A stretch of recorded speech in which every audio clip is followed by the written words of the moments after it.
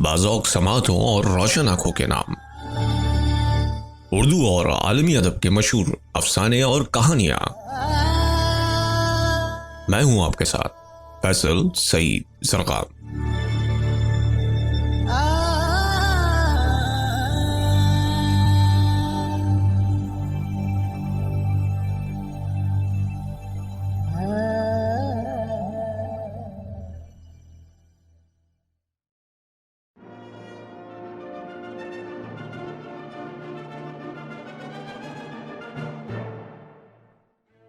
Shakespeare की मशहूर कहानियाँ। किंग लेयर, तर्जुमा निगार सरदार अहमद अलीग। किताब शेक्सपियर की मशहूर कहानियाँ।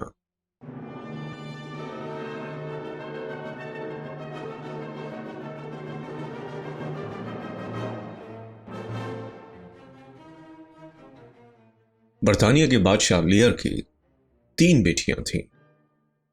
गॉनरेल जो कि अल्बानी के ड्यूक की बीवी थी, और रेगन जो कि कार्निवाल के ड्यूक की बीवी थी, और तीसरी कॉर्डेलिया जो कि अभी कुंवारी थी। उसके लिए फ्रांस का बादशाह और बरगंडी का ड्यूक दोनों उम्मीदवार थे। बूढ़ा बादशाह अपनी जिंदगी की शाम में हुकूमत के कामों की थकन से चूर हो चुका था। उसने सोचा कि अब हुकूमत का कारोबार नई पौध की नई कुव्वत के सुपुर्द करके अपनी हुकूमत की तैयारी में मसरूफ हो जाए, जो कि दूर न थी। इस नियत से अपनी तीनों लड़कियों को अपने पास बुलाया और इनसे दरियाफ्त किया कि वो बादशाह को कितना चाहती हैं, ताकि इसी तनासुब से सल्तनत की तकसीम कर दी जाए। गॉनरेल जो सबसे बड़ी बेटी थी बोली कि वो अपने बाप को आंखों की रोशनी और आज़ादी और जिंदगी से भी ज्यादा महबूब रखती है। कभी कभी खूबसूरत अल्फाज की ऐसी यकीन दहानियां सच्ची मोहब्बत का इजहार नहीं होती।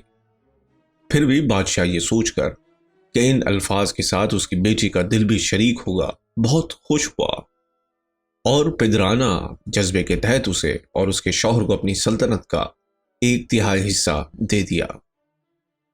फिर उसने अपनी दूसरी बेटी को बुलाकर उसके ख्यालात मालूम किए। रेगन जो अपनी बड़ी बहन की तरह ऐसी धात की बनी थी जिसमें अंदर से पोल हुआ करता है, कहने लगी कि उसको अपने बाप की मोहब्बत में जो खुशी और लुत्फ मुयस्सर आता है, इसके सामने सारी दुनिया की खुशियां हेच और मुर्दा हैं। बादशाह ऐसी मोहब्बत करने वाली औलादों पर झूम उठा और बड़ी लड़की के बराबर उसको और उसके शौहर को भी अपनी सल्तनत में से हिस्सा अता कर दिया। फिर बादशाह अपनी सबसे छोटी बेटी कार्डेलिया से मुखातिब हुआ, जिसे वो अपनी खुशी का नाम देता था। बादशाह ने उससे भी दरियाफ्त किया। बादशाह उससे कुछ ज्यादा ही मोहब्बत की बात सुनने का मुश्ताक था, क्योंकि वो जानती थी कि उनके दिल उनके लबों से दूर थे और इनकी बातों और यकीन दहानियां सिर्फ अपने शौहरों को सल्तनत करने का मौका देना और बूढ़े बादशाह से हुकूमत हासिल कर लेने ही के लिए थी। ये सब सोचकर कॉर्डेलिया ने कहा कि वो शहंशाह से इतनी मोहब्बत करती है जितना कि उसके लिए फर्ज और जरूरी है, न इससे ज्यादा न कम। बादशाह को नाशुक्री के इस दिखावे से सदमा पहुंचा और उसने अपनी पसंदीदा बेटी से अपने अल्फाज पर दोबारा गौर करने और गुफ्तगू दुरुस्त करने को कहा, और बताया कि दूसरी सूरत में वो अपनी किस्मत बिगाड़ लेगी। कॉर्डेलिया ने तब कहा कि वो उसका बाप था, उसने उसे पाला, प्यार किया, और अब वो अपने फराइज और जो और बातें ज़रूरी और मुनासिब हैं अंजाम दे रही है। उसका हुक्म मानती है, उससे प्यार करती है और बहुत ज़्यादा इज्जत करती है, लेकिन वो अपने मुंह का ढांचा ऐसा नहीं तैयार कर सकती कि जिसमें बड़ी बड़ी लंबी चौड़ी तकरीरें निकल सके, जैसा कि उसकी बहनों ने किया। और वो ये भी नहीं कह सकती कि दुनिया में बाप के सिवा कोई और चीज़ को चाहते ही नहीं। इसकी शादीशुदा बहनें अपने शौहरों को भी क्यों नहीं चाहती, और ये क्यों कहती हैं कि दुनिया में अपने बाप बादशाह के अलावा किसी से भी इन्हें प्यार नहीं। अगर इसकी कॉर्डेलिया की शादी हो गई होती और इस तरह उसने अपना हाथ किसी को दिया होता تو وہ اس کا آدھا پیار ضرور پاتا۔ کارڈیلیا جو اپنے بوڑھے باپ سے بڑے خلوص کے ساتھ محبت کرتی تھی، کسی اور وقت یہ باتیں اس طرح ایک بیٹی کی طرح کہی ہوتی تو شاید ایسا اثر نہ ہوتا، لیکن دو بڑی بہنوں کی بناوٹی اور چاپلوسی کی گفتگو کے بعد اس نے سوچا کہ بس سب سے اچھی بات یہ ہے کہ پیار کرو اور خاموش رہو۔ کارڈیلیا کی روش نے یہ ظاہر کر دیا تھا کہ وہ محبت کرتی تھی، لیکن کسی چیز کی لالچ میں نہیں، اور اس لیے وہ اپنی بہنوں کی بنسبت سچی اور پرخلوص تھی۔ گفتگو کی اس سادگی کو لیئر نے غرور سمجھا اور بوڑھے شہنشاہ کو اس پر سخت غصہ آیا۔ اس کی بوڑھی عمر اس کے دلائل پر بادل بن کر چھا گئی، اور وہ سچائی اور چاپلوسی میں فرق نہ کر سکا، اور جو حصہ سلطنت کا کارڈیلیا کے لیے محفوظ رکھ چھوڑا تھا وہ ناراضگی میں اس کی دو بڑی بہنوں اور ان کے شوہروں میں بانٹ دیا۔ 7 کل طاقت، خزانہ اور قانون ان کے سپرد کر کے خود صرف نام کا بادشاہ رہ گیا۔ اس کا سلطنت کا اس طرح بٹوارا کرنا دلائل کی عدم قیادت اور جذباتیت نے پورے درباریوں کو رنج و افسوس میں ڈال دیا، لیکن کوئی اس ناسمجھ بادشاہ کے مقابلے پر اس کے خلاف کچھ کہنے کی جرأت نہ کر سکا۔ صرف ایک شخص ایرل آف کینٹ، جو بادشاہ لیئر سے بڑی الفت اور اس کی بڑی عزت کرتا تھا، ساتھ ہی بادشاہ کی بھلائی اور حفاظت کے لیے اپنا سب کچھ قربان کر سکتا تھا، آگے بڑھا اور وفاداری کے سارے اصول بالائے طاق رکھ کر سختی سے بادشاہ کی مخالفت کی۔ اس کی مخالفت بے ڈھنگے پن سے اس لیے تھی کیونکہ بادشاہ تو اپنے فیصلوں میں پاگل ہو چکا تھا۔ ایرل آف کینٹ بادشاہ کے سب سے اچھے مشیروں میں تھا، اور اب بادشاہ کے جلد بازی اور غصے کے تحت فیصلے کے سخت خلاف تھا۔ اس کا کہنا تھا کہ اگر طاقت چاپلوسی کے آگے جھک سکتی ہے تو سادگی اور حق گوئی کو بھی عزت بخشنا چاہیے۔ وہ یہ سب کچھ جانتے ہوئے بول رہا تھا کہ اس کی زندگی کو بادشاہ ختم کرا سکتا ہے، لیکن اس طرح کی گفتگو کو وہ اپنا فرض سمجھتا تھا۔ ایرل کی اس ایماندارانہ آزادی نے بادشاہ کے غصے کو اور تیز کر دیا، اور ایک ناعاقبت اندیش خراب مریض کی طرح جو اپنے ڈاکٹر کو مار ڈالتا ہے، اور تیز تر کر دیا جو اس سے محبت کرتا ہے۔ بادشاہ نے 5 دن کے اندر ایرل کو برطانیہ سے نکل جانے کا حکم دے دیا۔ کینٹ نے الوداع کہا اور رخصت ہو گیا، اور جاتے جاتے اسے ایک بار پھر کارڈیلیا کو اس کی سچائی اور حق پسندی کے لیے خدا کی حفاظت میں ہونے کی دعا دی، اور بادشاہ کے غلط راستے کی نشاندہی کی۔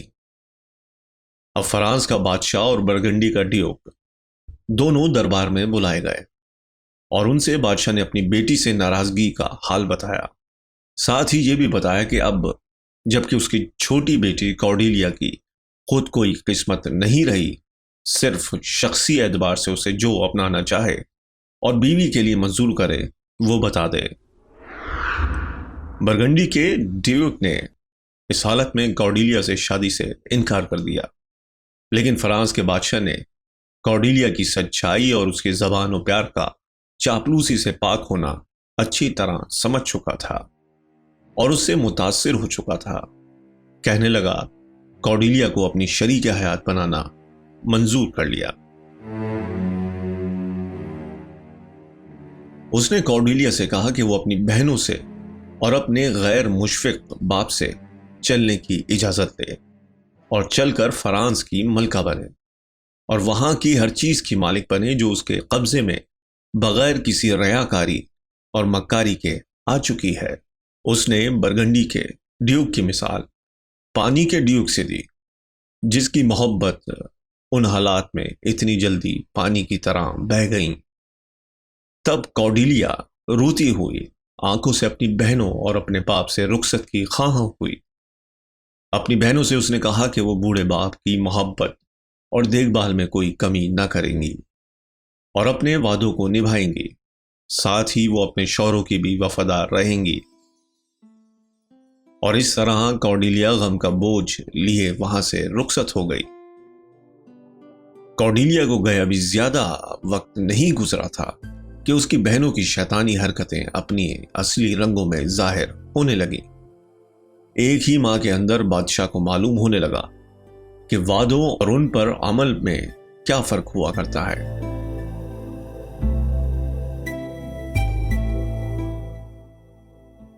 گونریل کو اب اس بوڑھے باپ کے وہ اختیارات اور تھوڑے آرام اور سو خدمت گزار بھی نہ بھاتے تھے۔ بات بات پر اپنے باپ سے تکرار کرتی، اس کے طریقوں قاعدوں پر اعتراضات کرتی، اور جب وہ کچھ کہنا چاہتا تو اسے بکتا جھکتا چھوڑ کر چل دیتی۔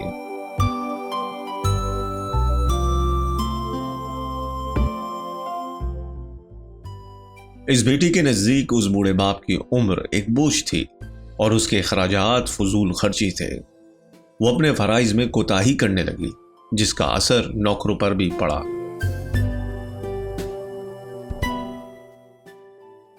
وہ بھی بادشاہ سے برابر تاؤ کرتے اور اس کے احکامات کی خلاف ورزی کرتے۔ بادشاہ نے اپنی آنکھیں ان باتوں کی طرف سے بند کر لی۔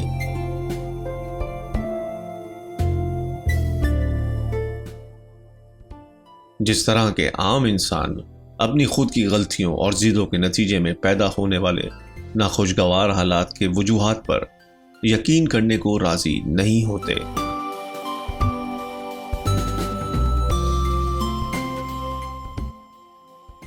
سچی محبت اور وفاداری برے رد عمل سے ختم نہیں ہو جاتی۔ جھوٹ اور دل کا پولا پن اپنے استعمال سے رعایتیں پاتا ہے۔ ایرل آف کینٹ، جسے بادشاہ نے نکال باہر کیا تھا، لیکن اس پر اول الذکر بات صحیح اتری اور وہ بادشاہ کی اس حالت میں مدد کرنے اور اس کے کام آنے کی فکر میں ہوا۔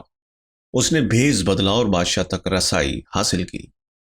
بادشاہ اسے پہچان گیا اور ایرل آف کینٹ کو ایک نئے نام کائس کے ساتھ بدلے ہوئے بھیس میں اپنے پاس نوکر رکھ لیا۔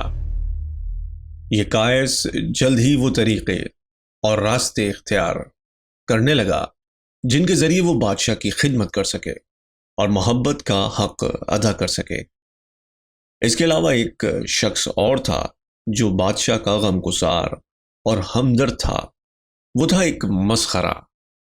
بادشاہوں اور بڑے لوگوں کے یہاں ایک مسخرہ یا بے وقوف کے نام سے کوئی نہ کوئی رہا کرتا تھا، جو سنجیدہ اور گمبھیر معاملات اور مسائل پر غور و فکر کے بعد بادشاہ اور امراء کے لیے تفریح اور خوشی کا سامان مہیا کرتا تھا۔ بادشاہ لیئر کے محل کا مسخرہ اب ان کی خدمت میں تھا۔ کبھی کبھی وہ گونریل کے سامنے بھی طنز و مزاح کر جاتا تھا، لیکن اس کے مسخرے پن میں چھپی حقیقت کی بات ہر کوئی اس سے باز پرس نہیں کر سکتا تھا، کیونکہ وہ مسخرہ جو تھا۔ دھیرے دھیرے صرف یہی نہیں کہ بادشاہ لیئر کی عزت اور جاہ کی گرمی سرد پڑنے لگی اور اس کا دبدبا گرتا گیا، بلکہ نوبت یہاں تک پہنچی کہ ایک روز صاف صاف لڑکی نے کہہ دیا کہ وہ اتنے سارے سپاہی اور نوکر چاکر اپنی خدمت کے لیے محل میں نہیں رکھ سکتا، کیونکہ یہ سب محل کے اخراجات میں ایک اضافہ اور فضول خرچی کی حیثیت رکھتے ہیں۔ ساتھ ہی بیٹی نے یہ بھی حکم دیا کہ وہ اپنے عمر کے بوڑھے بوڑھے چند خدمتگاروں کو ہی بادشاہ رکھے اور باقی کو جواب دے دے۔ لیئر اپنی آنکھوں اور اپنے کانوں پر پہلے تو اعتبار نہ کر سکا کہ جو کچھ وہ اپنی بیٹی کو دیکھ سن رہا تھا اور جس طرح وہ بے رحمی سے پیش آ رہی تھی۔ اس کو کیا معلوم تھا کہ جو بیٹی اس کے دیے تاج سے حکومت اور عیش کر رہی ہے، وہ بوڑھے باپ کی اس طرح بے عزتی کرنا شروع کر دے گی۔ بادشاہ کا افسوس اور غصہ اپنے شباب پر پہنچ گیا اور اس نے طے کر لیا کہ وہ اپنی دوسری بیٹی ریگن کے یہاں جا کر زندگی کے بقیہ دن گزارے گا۔ وہ اپنے نوکروں، خدمتگاروں اور خصوصی لوگوں کو ساتھ لے کر گھوڑے سے روانہ ہونے لگا تو اپنی بڑی بیٹی گونریل کو بددعائیں دیں۔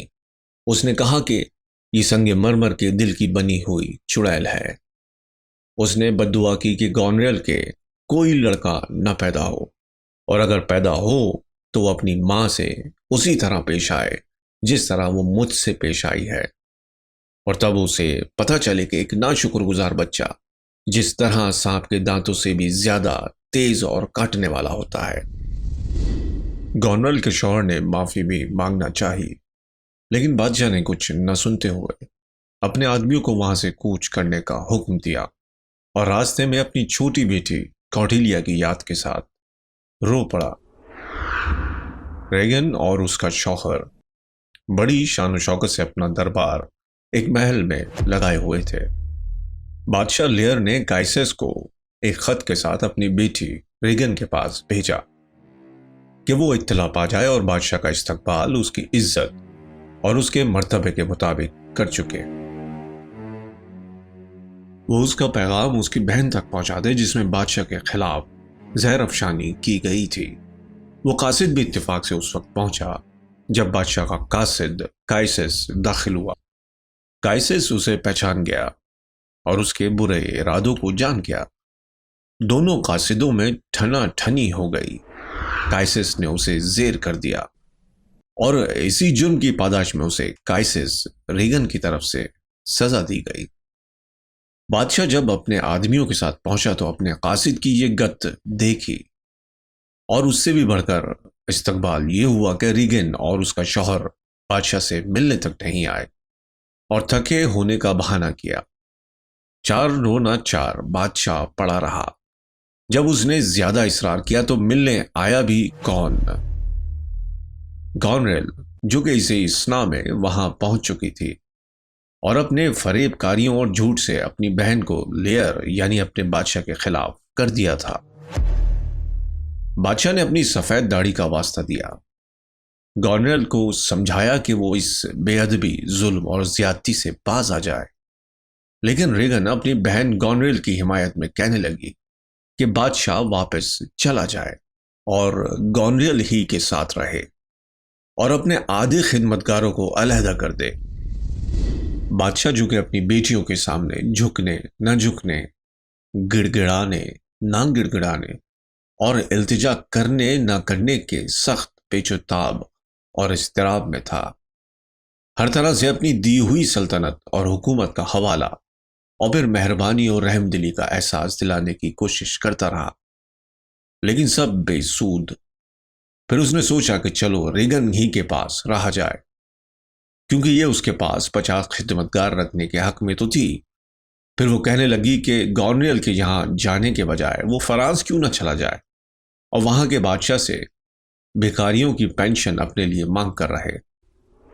فرانس کا بادشاہ جس کو بادشاہ لیئر کی سب سے چھوٹی بیٹی بیاہی تھی اور جسے کوئی بھی حصہ سلطنت سے نہیں ملا تھا۔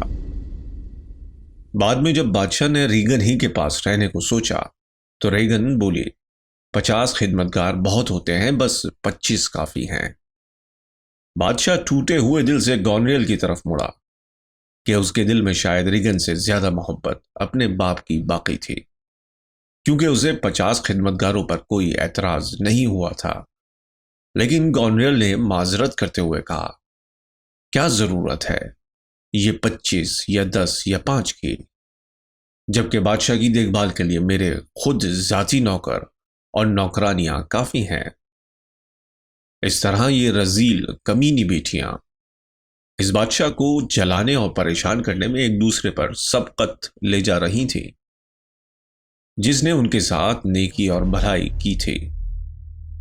صرف یہی نہیں کہ نوکر چاکر اور خدمتگار ایک بادشاہ کے اطمینان اور مسرت کے لیے ضروری ہیں، بلکہ بادشاہ سے ایک دم فقیر ہو جانا بھی ایک بہت مشکل تبدیلی ہے۔ لاکھوں پر حکومت کرنے والا ایک پر بھی حاکم نہ رہے، یہ سب باتیں بیچارے بادشاہ کے کمزور دل کو چیرے ڈال رہی تھیں۔ اس طرح کے برتاؤ سے تنگ اور پریشان روح و دل مستقل ایک صدمے سے دوچار بادشاہ، جس نے اپنی بے وقوفی میں اپنی سلطنت اور اختیارات چھوڑ دیے تھے، کہتا کچھ تھا اور نکلتا کچھ تھا، اس پر دیوانگی اور پاگل پن کے دورے پڑنے لگے۔ اتنے میں رات ہو گئی اور ایک تیز طوفان، آندھی، پانی اور بجلی کی چمک کے ساتھ امنڈ پڑا۔ اور اس کی بیٹیاں اپنی ہی ضد پر قائم رہیں۔ بادشاہ نے گھوڑے طلب کیے اور اس امٹتے ہوئے طوفان میں باہر نکل جانا ہی اپنی ناشکر گزار بیٹیوں کے ساتھ رہنے کی بنسبت زیادہ پسند کیا۔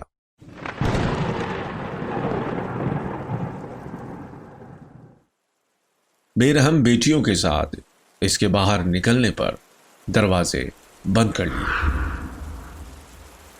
ہوا تیز تھی، بارش اور طوفان میں بھی تیزی بڑھ گئی۔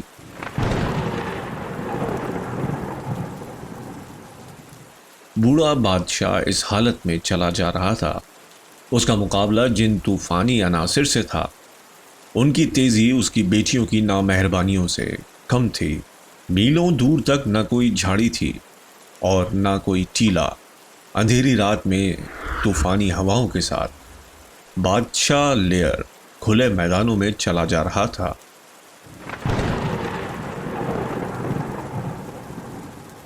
وہ ہواؤں سے کہتا تھا کہ وہ زمین کو اڑا کر سمندر میں دھکیل دے، یا اتنا پانی سمندر کا پی لیں کہ جب برسیں تو زمین کو ڈبو دیں، تاکہ انسان جیسے ناخوشگوار جانور کا کوئی نشان باقی نہ رہ جائے۔ ایسی حالت میں بادشاہ کے ساتھ وہی بے وقوف مسخرہ تھا، یا یوں کہیے کہ وہ پرانا وفادار نوکر ایرل آف کینٹ، جو کائسس بن چکا تھا اور مسخرے کا روپ دھار چکا تھا، لیکن بادشاہ رات کے اندھیرے میں اسے پہچان نہ سکا۔ ایرل بولا، افسوس جناب علی، آپ یہاں ہیں۔ جن مخلوقات کو راتیں پسند ہیں وہ بھی ایسی رات پسند نہیں کرتے۔ اس بھیانک طوفان نے تو درندوں تک کو کہیں نہ کہیں پناہ لینے کو بھگا دیا ہے۔ بادشاہ اس کی ان باتوں کو برا مانتے ہوئے بولا، جب بڑی تکلیف سے کوئی دو چار ہو تو اسے چھوٹی چھوٹی تکلیفیں نہیں محسوس ہوتی۔ جب دماغ خوشی اور آرام میں ہوتا ہے تو جسم بھی نزاکت کا تمنائی ہوتا ہے، لیکن دماغ کے اندر اٹھے طوفان نے تمام ہوش و حواس چھین لیے ہیں۔ صرف ایک دل کی دھڑکن البتہ رہ گئی ہے۔ میرے ساتھ ایسا ہوا ہے کہ جیسے منہ نے کھانا اٹھانے والے ہاتھوں کو چیر پھاڑ ڈالا ہو، کیونکہ بچوں کے لیے والدین ہاتھ ہیں بلکہ سب کچھ ہیں۔ نیک کائسس نے بڑی مشکل سے بادشاہ کو آمادہ کیا کہ وہ کھلی ہوا میں نہ رہے اور چل کر قریب کے ٹیلے پر نظر آنے والی جھونپڑی میں پناہ لے لے۔ پہلے تو جب مسخرہ اندر گھسا تو مارے ڈر کے باہر نکل آیا اور کہنے لگا کہ اندر ایک بھوت ہے، لیکن دیکھنے پر پتا چلا کہ بھوت نہیں ہے بلکہ اندر ایک غریب بیکاری بیڈلام جو پناہ کے لیے وہاں چلا آیا تھا۔ بیڈلام ایسا بھکاری تھا جو کانٹے اور کیل چبو چبو کر خون نکالتا اور نٹ کھٹ تماشے دکھاتا اور اسی طرح اپنی روزی کماتا۔ اس وقت وہ صرف ایک لنگی باندھے تھا، باقی بدن ننگا تھا۔ بادشاہ نے جب اسے دیکھا تو سمجھا کہ ضرور اس نے اپنا مال و متاع ناشکر گزار بیٹیوں کو دے دیا ہے اور اب اس حالت میں گزار رہا ہے کیونکہ اس کی بیٹیاں نامہربان اور بے رحم ہوں گی۔ یہ اور اس قسم کی دوسری بات چیت سے کائسس کو یقین ہو گیا کہ بادشاہ اپنے دماغ کی صحیح حالت میں نہیں ہے اور اپنی بیٹیوں کے برے برتاؤ سے وہ پاگل ہو چکا ہے۔ ایرل آف کینٹ نے وفاداری کا سچا مظاہرہ کرتے ہوئے دن نکلنے پر اپنے حلقہ اثر کے علاقے ڈوور میں بادشاہ کو لے گیا، جہاں وہ ایرل آف کینٹ تھا، اور خود فرانس روانہ ہو گیا۔ فرانس پہنچ کر بوڑھے بادشاہ کی حالت زار کہہ سنائی، جہاں کارڈیلیا کا شوہر حکمران تھا۔ کارڈیلیا کے سامنے اس کی دونوں بڑی بہنوں کی بے رحمی اور ستمگری کا جیتا جاگتا نقشہ کھینچ دیا۔ کارڈیلیا کی آنکھیں ڈبڈبا آئیں۔ وہ روتی ہوئی اپنے شوہر بادشاہ سے اجازت چاہنے لگی کہ انگلینڈ پر کچھ فوج سے چڑھائی کر کے دونوں ظالم اور بے رحم بہنوں کی سرکوبی کی جائے۔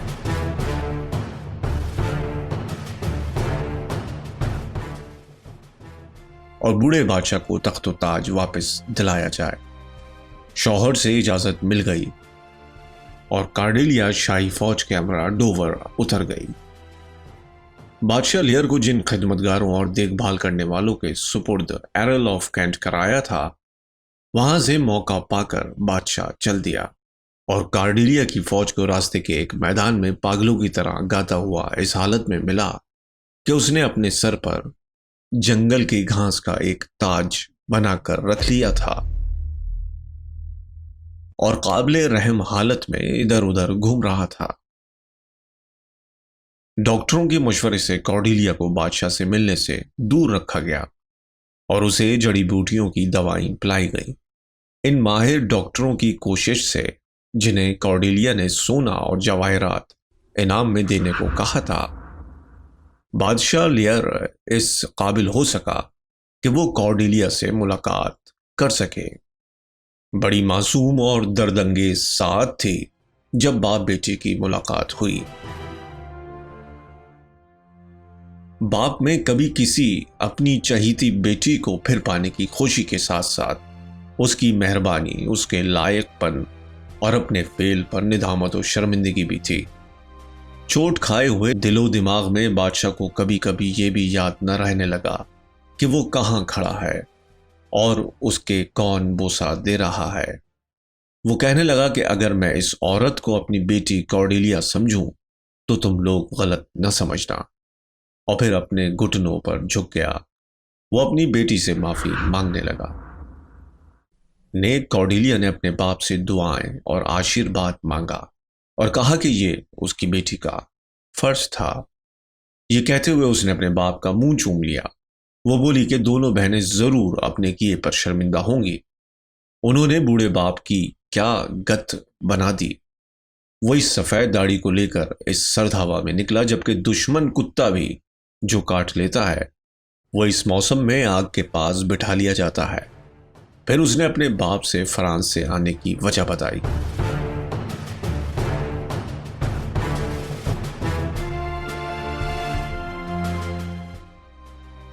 وہ ریگن اور گونریل جو اپنے بوڑھے باپ کے لیے بے وفا ثابت ہوئی تھی، اپنے شوہروں کے لیے بھی وفادار نہیں ہو سکتی تھی۔ وہ اپنے فرائض کو بجا لانے اور پیار کو پورا کرنے میں جلد ہی کوتاہی برتنے لگی اور کھل کر ایک دوسرے شخص سے محبت کرنے لگی۔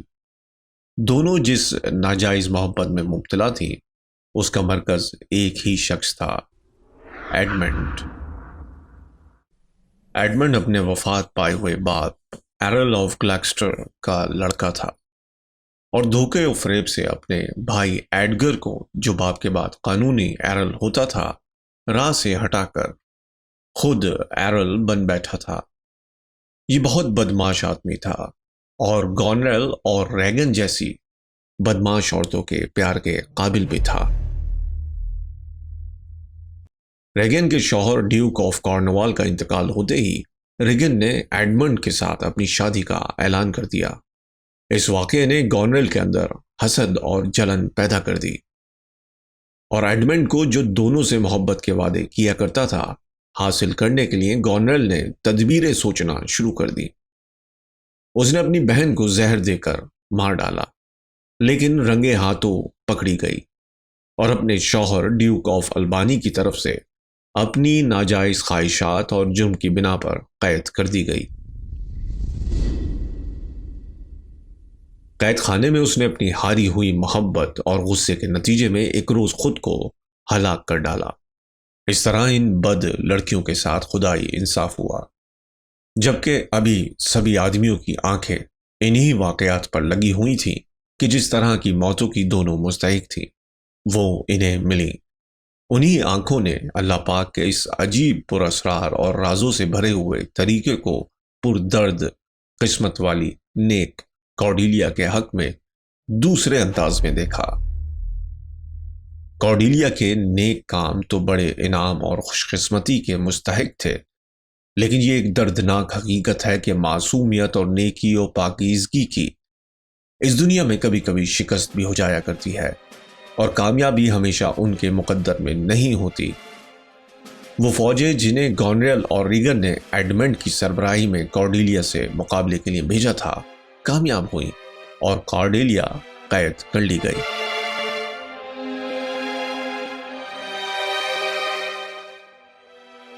ایڈمنڈ نے اس کی زندگی قید خانے میں ختم کرا دی۔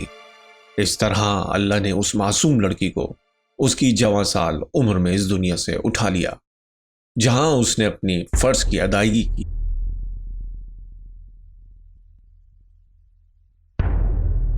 لیئر بھی زیادہ عرصہ زندہ نہ رہا۔ نیک ایرل آف کینٹ، جس نے بادشاہ کی مصیبت اور تکلیف کے آغاز سے لے کر اب تک پوری وفاداری سے کائسس کے نام سے بادشاہ کا ساتھ دیا تھا، بادشاہ کے آخری وقت میں بھی اس کی خدمت کو موجود تھا۔ لیکن بادشاہ آخری وقت میں باوجود یاد دلانے کے نہ تو ایرل آف کینٹ کو یاد کر سکا اور نہ پہچان سکا۔ بادشاہ کا دماغ بہت معاوف ہو چکا تھا۔ آخر بادشاہ کے انتقال کے تھوڑے ہی عرصے بعد ایرل آف کینٹ بھی عمر اور غم کے درمیان اپنے آقا کی یاد لیے ہوئے قبر میں اس سے جا ملا۔ ایڈمنڈ کی چال بازیاں بھی جلد ہی منظر عام پر آ گئیں اور اپنے بھائی کے ساتھ ایک لڑائی میں مارا گیا، اور اس طرح اس کا بھائی قانونی اور حقیقی ایرل ہوا۔ ڈیوک آف البانی، جو گونریل کا شوہر تھا اور کارڈیلیا کی موت کی ذمہ داری اس پر بالکل نہیں تھی، اور جس نے اپنی بیوی کو اس کے خراب عمل میں کبھی ہمت افزائی نہیں کی تھی، وہی لیئر کی موت کے بعد انگلینڈ کا بادشاہ قرار دیا گیا۔